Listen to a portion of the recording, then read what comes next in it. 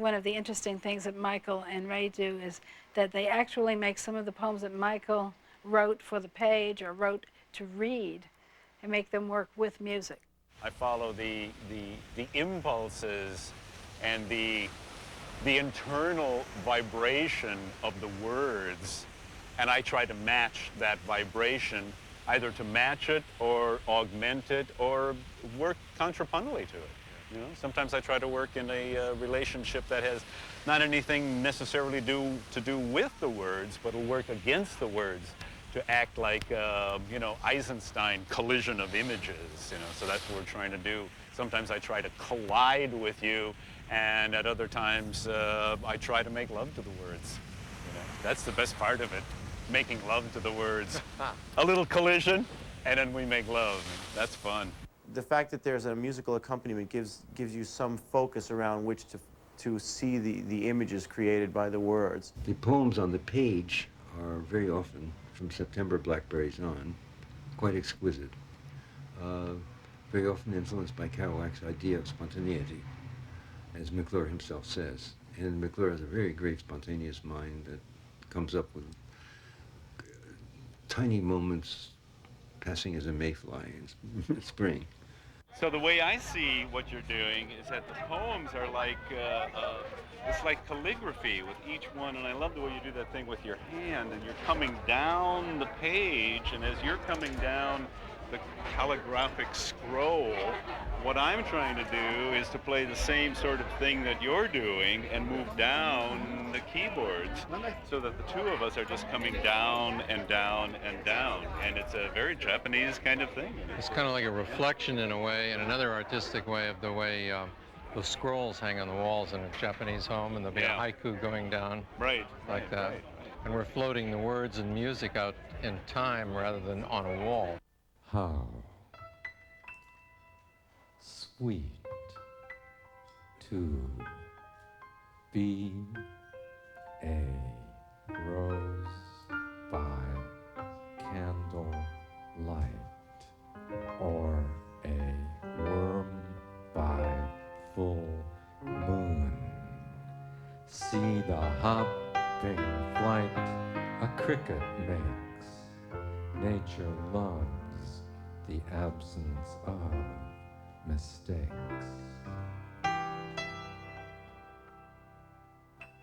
Music does open you up. I mean, it opens your so-called chakras.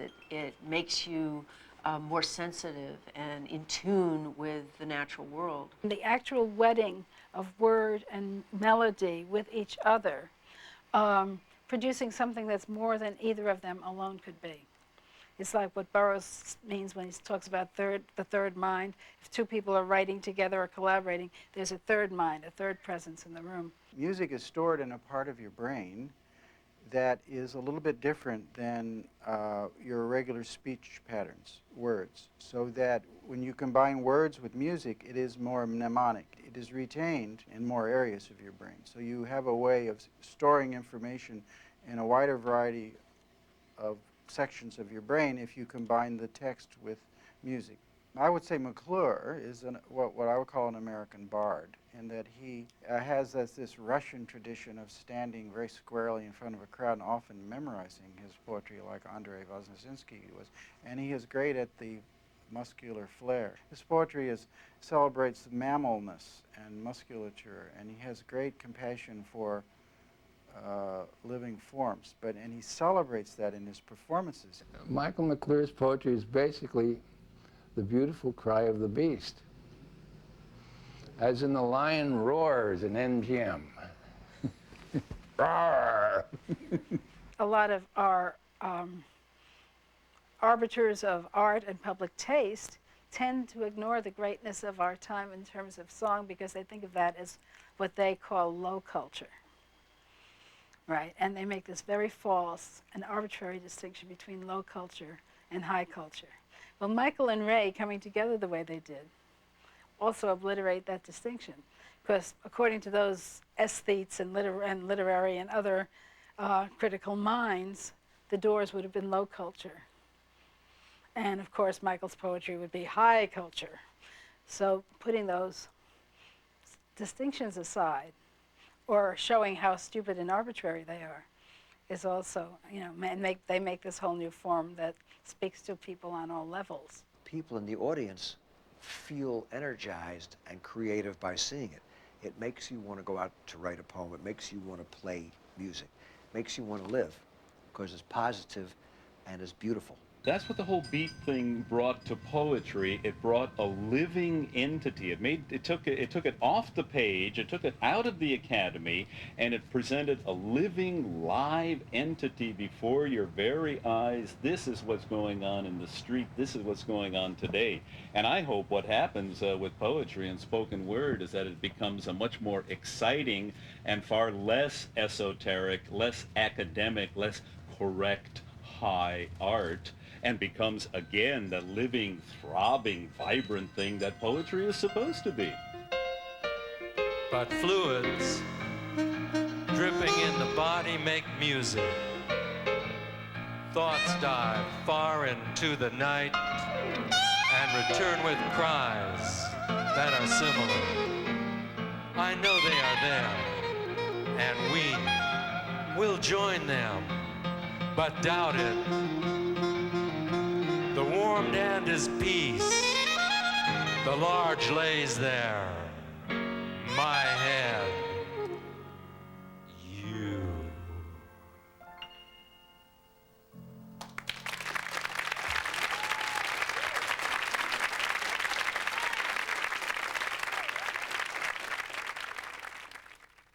You can't write a poem or create a work of art without it being political. The Homeric epics were social messages about war and conduct of war and conduct of state.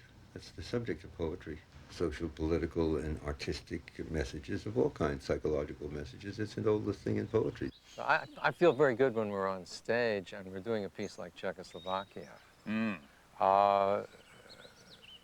I'm able to reach back in my mind to my grandfather telling me in 1937 or 1939, he said, remember this day. I'm sitting on his lap. He said, remember this day. This is the first day of World War II.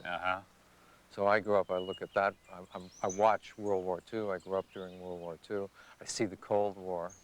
I see the Korean War. I see the Cold War become a state of consciousness during the McCarthy period. And then we end up in the Vietnam War. We go to the Gulf Massacre. And then I look around, and this is only the beginning, because the real war is the war on the environment. It is 1939, and the first day of World War II. All flapping with banners and festoons, and scrolls and tiny gray wings. And the Nazis are invading Czechoslovakia in khaki tanks and on motorbikes with odd-shaped grenades and mobile cannons. And this is the end of sanity coming out of the old wooden radio, where everything is a jigsaw puzzle of red, brown, and green maps and pastiches of psyches with truth ripped from what is perceivable. It is the victory of propaganda, roasting Asian rice farmers with napalm and arming freedom fighters to splatter women and children from helicopters. A man and his lover may find their asses flash to photons, but a lover with a long waist and deep eyes looking into a mirroring mind and making with clay new stones, new colored rocks that are cartoon faces and penguins and foxes and elves melted together. Is this reality, whatever that may be, experiencing itself? The grains of sand are as shimmering and superb as anything, as wars and smooth nebulae and jazz drifting around a candle flame while the dishwasher groans in the kitchen. This is the love that hides behind the skull and crossbones, and the splashing of gold paint on purple silk while children laugh in the mortar concussions. The battle is in the ears and the stomachs and swirled into the eyebrows. It is thick underfoot and sticks to your shoes, stinking.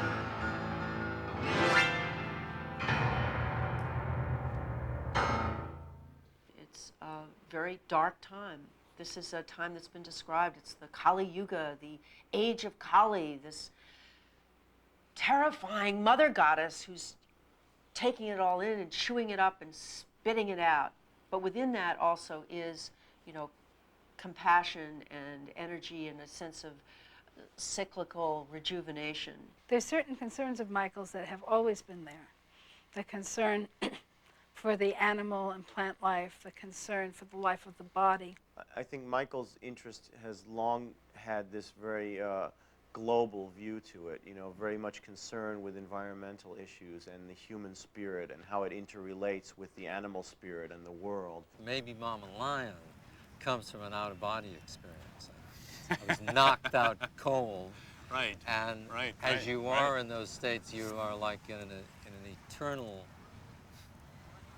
black space, and you feel like you're that tiny thing that's your consciousness, which is also sizeless, like stretching to come back. You can maybe even hear the voice of the person you love out there. And as you come back, as I came back from that experience, I came back through layers. I came back through the grief that I'd been through in previous years, and then into my dead friends. Whoa. And then I came into the kind of feasting that we do, the eating and the celebrations that I've had with dead friends. And then fine still, china, the clinking. Well, go ahead. And then still coming out of the blackness and finding myself in the rainforest. And seeing the rainforest as being pulled down, being chopped down, being mowed. And not the rainforests of South America, but the rainforests of the United States, of the Pacific Northwest.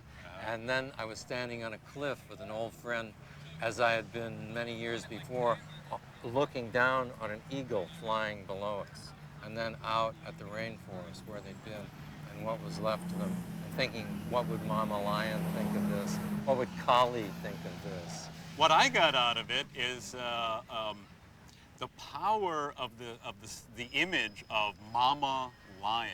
You know, because the female lion is the one who does the hunting and the nurturing and the killing. And, you know, we think of the male lions as the big, powerful ones, and I suppose they are. But, man, Mama Lion does all the work. So I thought I'd seen some National Geographic of lions hunting. And once a lion starts to move, they're incredibly fast. So I thought, this has got to go, you know. And I started off with the left hand. So I had that left hand, vaguely kind of a boogie-woogie thing, but more of a bluesy thing going. And I thought, I'm playing the veldt of Africa. You know, there's lions out there. There's a pride of lions. The women are hunting. They got to bring the food back for the men, or the men are going to leap in and get the kill. But that's got to go, man. Those women have to work. So I started working the women and then playing little bluesy little sounds of the lion cubs, like watching Mama. And Mama is really nature.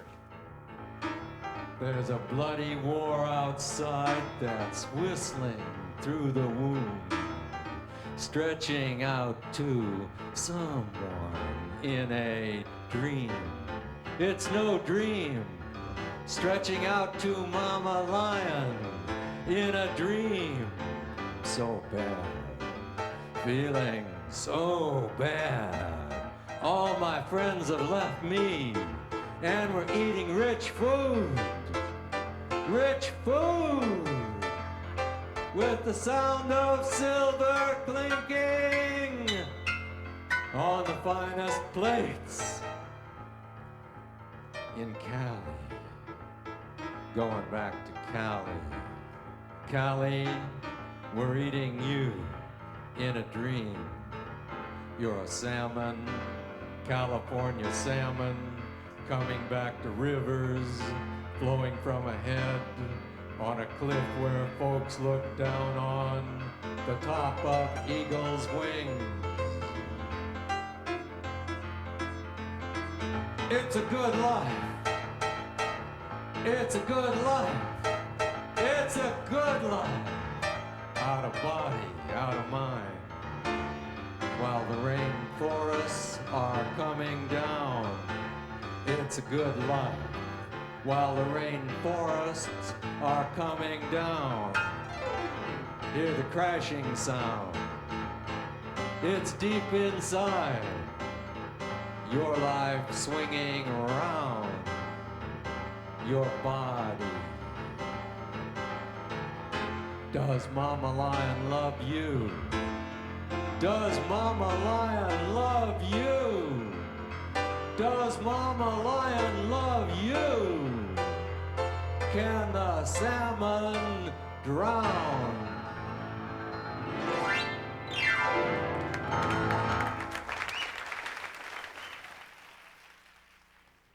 A lot of the issues of certainly the Beat Generation and folk working in the 50s and 60s were dealing with are still live as issues. All the problems of society that existed in the 60s exist today, only in a much more intensified form.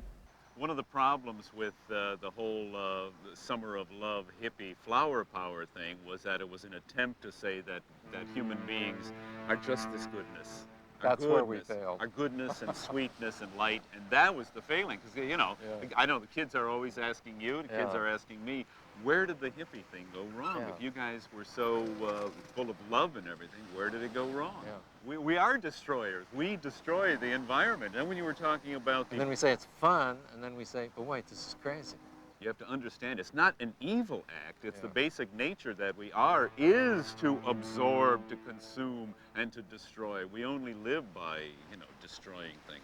But we have to balance that. They're children of that time, you know. They formed their ideas and visions in that time. And it was a time of people having great visions of what they imagined the world and society could be. And it's to their credit that they maintain those visions and want to try and get them across in maybe a more cynical age that we live in now. You have Manzarek, who's a very intelligent musician who's achieved great fame and made his mark on American culture with Morrison, continuing his work with poets by these tours and individual appearances he has with McClure. And McClure coming from the background of friendships with Gary Snyder, with Kerouac, with Philip Whalen. So McClure is in a very brilliant position to lay his own information in very pretty ways, in very poetic ways, to whatever generations come up now. Music has a lot of aspects to it, medicinal, healing aspects, celebration of the sounds of nature, celebration of the order and the harmony of nature and of all living things being together, that goes beyond entertainment and beyond the definitions of what's supposed to be art music, where the music is a language and a message sometimes of how to live more healthfully together on the planet Earth, so that we don't destroy the greatest songs and symphonies of all, those created by the wind going through the trees, of the sounds of the ocean, the sounds of the rivers, the sounds of thunder, the sounds of silence, all the wonderful sounds that come from a healthy planet. I like to think of what we're doing at poetry and music in relationship to the environment is an attempt to heal the environment, as an attempt of artists, poets, philosophers, musicians to try to instill into the people a sense of saving what we have left. I believe the younger generation is going to help to turn things around and bring some of the beautifulness that the whole world desperately needs into becoming something. And that's not some old burnt-out 1960s philosophy, because I didn't come from the 1960s, and that was never a burnt-out concept anyway. It just became burnt out by people who misrepresented positive, beautiful, humanistic thinking. That goes way back to the beginning of time. All the major religions are predicated on the idea of sharing, caring, and trying to walk humbly in the eyes of God, and trying to be considerate of one another and enjoying every precious minute of life. We can't afford to have art for art's sake. I don't mean everything should be specifically political, but it should be socially committed at least, which will raise the level of consciousness of mankind in general. Understand cause and effect. Understand that what you do creates what is going to come up. And again, another interesting, wonderful word from the Sanskrit, pratityat samutpada, which refers to the interconnectedness of all things and beings. And so once you start to understand cause and effect, you realize that your actions will create further blossomings, and your positive actions, your generous actions, your compassionate actions will flower and bloom. It works that way in spite of all the darkness and anguish. Just because we have old, crusty, stupid traditions sitting on our heads doesn't mean we're not malleable. We're malleable. And, we could take the human race like clay and remold it closer to the heart's desire.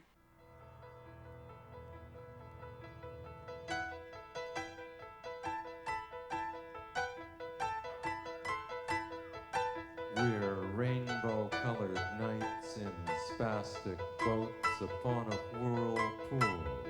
We're chunks of opal carved from ivory. We're jellyfish reflecting light in choppy, sunny seas. Tendrils hang down from us and stun and grasp a fish. When we place the velvet saddle blankets on ourselves and, smiling, lie down to sleep too often and grow crazed with laziness, we do not see, in truth, it's fear that pulls us back and makes us drowsy and removes us from the frontier. For what we touch is shattered and all a whirl, and that's the way it is. When necks hunch and shoulders turn to armor, we're like dogs and cattle in our kennels and corrals. But the wash and chop is like it always was. We can swim in it. We can stretch and sing and walk like free mammals or an eagle. The pulse is all around. The only problem is that it's in our image. The shattered substrate imitates the shape of our primordial behavior. We're beautiful. We built too well, too definite regarding what we think we are. There's need for muscular imagination, need for muscular imagination in our motions, not just imaginary minds and magnificent and constricting, but natural models. I am a mammal patriot. We are the electricity and paths of matter and all the subtle bilionic fields within the cataract that twists through space. We are the whirlpool and the jellyfish and galaxy and ape of all ourselves, inventing shapes.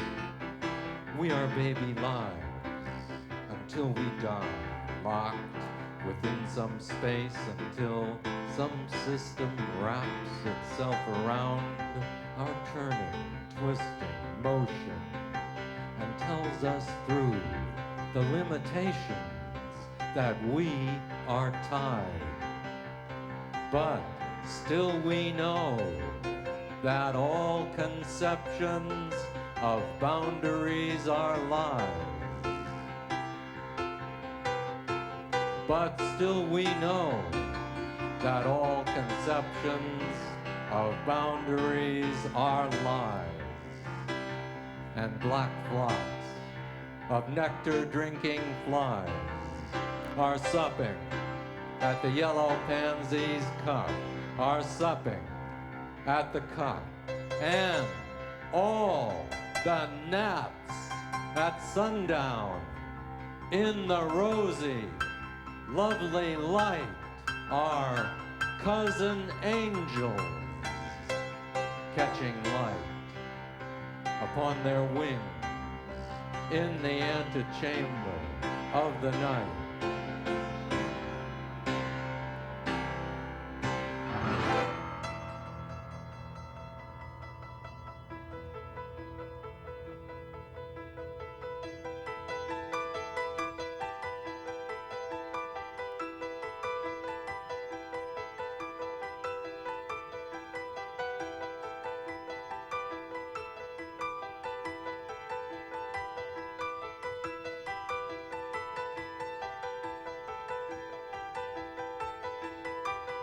We're broken geodes, filled with roses, vats of honey in the depths of caves, smiles of squirrels among the maple leaves, moans of hungry dove babes, red starfish imagining the waves, cold fingers writing on warm sheets. We're white tigers stalking endless night, where all the loops of selves and ghostly elves and trolls and giants hurling out our fronds of luck.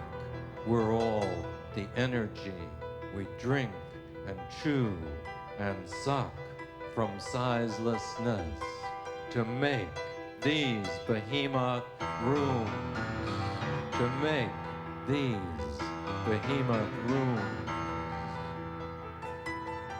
You know that we can walk. You know each challenge issues from our core. We've been everywhere before. We're physiques of thoughts upon a crowded land, and all the airiness and aureoles that we create are us, and all the airiness and aureoles that we create are us. We are moving, sizeless rooms that push away the dark and all the gnats at sundown in the rosy, lovely light are cousin angels catching light upon their wings in the antechamber of the night.